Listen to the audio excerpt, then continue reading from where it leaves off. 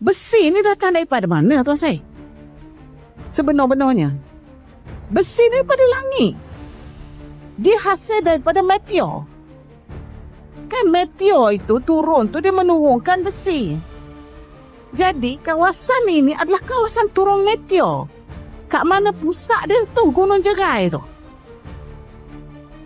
Gunung Jerai di Kelantan pun ada, tapi meteor ni pusatnya di sini. Tuan-tuan terfikir tak kenapa negeri Kedah ni tanahnya landai? Tak ada, Gunung Jerai je ada yang berbukit. Kenapa Perak tu ada? Banjaran Titiwangsa, Negeri Sembilan semua. Kenapa Kedah ni landai? Kemudian ke sikit ke Keras tu, ke Wang Keliang tu kan, ada pula Gunung Ganang. Kau terfikir tak? Kenapa di Kedah ni tidak ada? Tidak ada seperti itu. Mana Banjaran Titiwangsa di Kedah ni? Kau tahu tak jawapan dia apa? Ini adalah kawasan turunnya meteor yang lebat.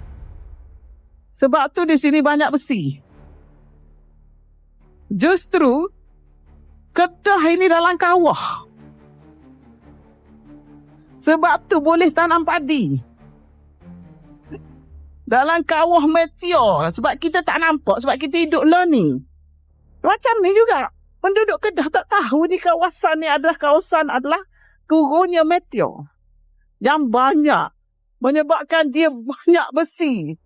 Sehingga kat Sungai Batu tu kita gali sikit dah jumpa dah.